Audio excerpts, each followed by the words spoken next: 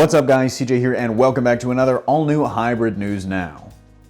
Tons of news to talk about today. First up, a major detail for The Flash Season 3 and Flashpoint revealed, then some new information about Elizabeth Debicki's Guardians of the Galaxy 2 villain, and finally, Mark Ruffalo already finished with filming for Thor Ragnarok. But first, let's start off on the small screen and talk about The Flash. With the show heading into its third season, hype is at an all-time high with last season's cliffhanger and the subsequent revelation that the show would be adapting fan-favorite storyline Flashpoint. And at this point, we've still got more questions than answers. How much of the original comic book Flashpoint would be adapted into the show, seeing as this universe doesn't have Wonder Woman, Aquaman, or even Batman? And then, how much of the season is going to be dedicated to this one arc? Well, we've now got one question answered straight from TV's Barry Allen himself, Grant Gustin. In an interview with IMDb at San Diego Comic-Con, Gustin revealed something that had previously been suspected. The event will not last the entire season. Gustin does note that there will be permanent ramifications from his character altering the timeline, but what those are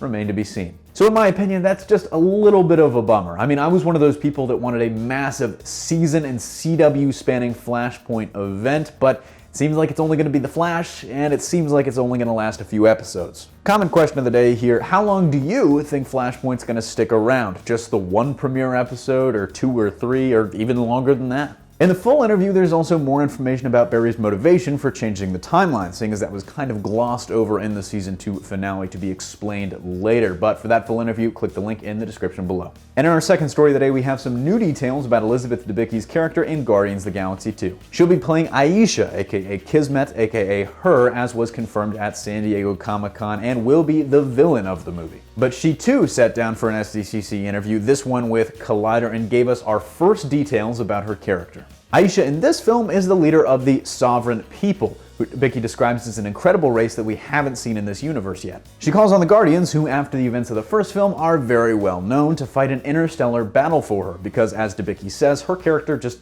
doesn't want to get her hands dirty.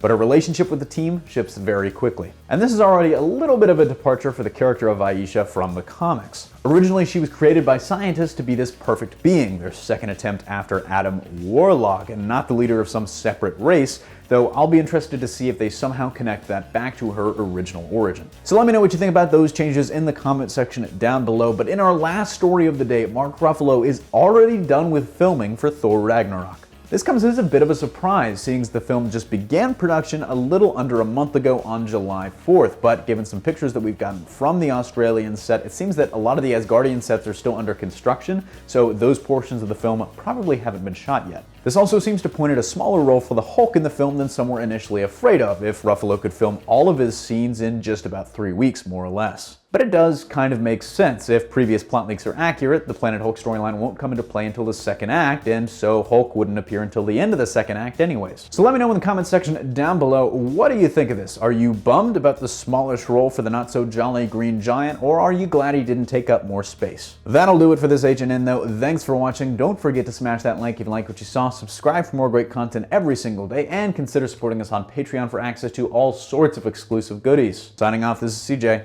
and I'll see you next time.